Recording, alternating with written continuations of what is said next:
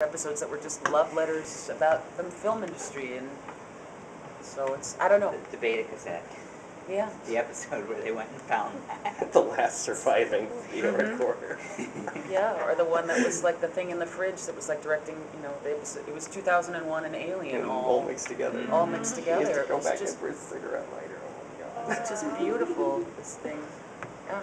So I don't know, it'll be interesting. Mushroom Samba, you know, I mean, Oh it's, God. Mm. how do you encapsulate that entire series into one movie?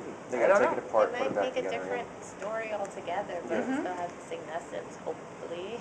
I mean, I would think they would want the more interesting storyline that they never really touched upon is until the end was Vicious. You know, I mean, to get into that relationship and to, you know, Spike and Vicious and Julia. I mean, that's what would make a good movie. Yeah, I think. yeah.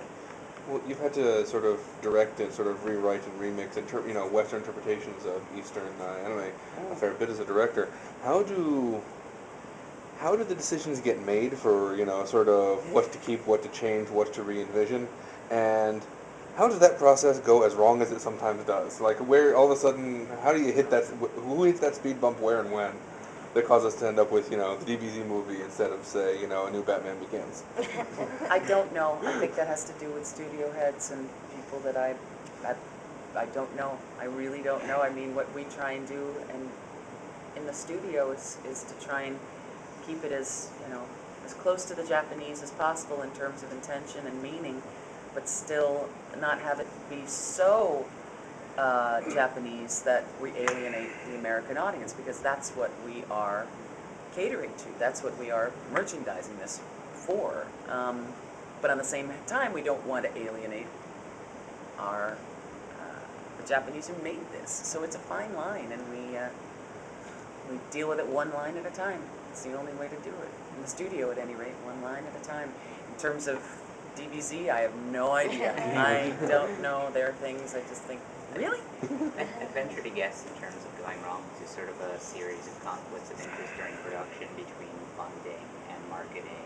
Yeah. That sort of thing. Sometimes there's just too many chefs in the kitchen. What starts off as a really good intention, a great idea, gets, lost on the way because of money, because of artistic, I want to put my thing on it, and the soul of this piece gets lost. And Do you get notes from Japanese creators when you're basically, re-envisioning a series, or at least recasting? Like they said, the makers of Shin-chan, since they had to do that very differently in the U.S. than in Japan, because none of the jokes worked, they said just so long as Shin himself remains innocent, he says horrible things, but he doesn't mean it. Yeah. And so long as the family pulls together at the end, do whatever you want with the script. And this then leads to apparently weekly meetings where the production team has to explain the potty jokes to the Japanese original creators.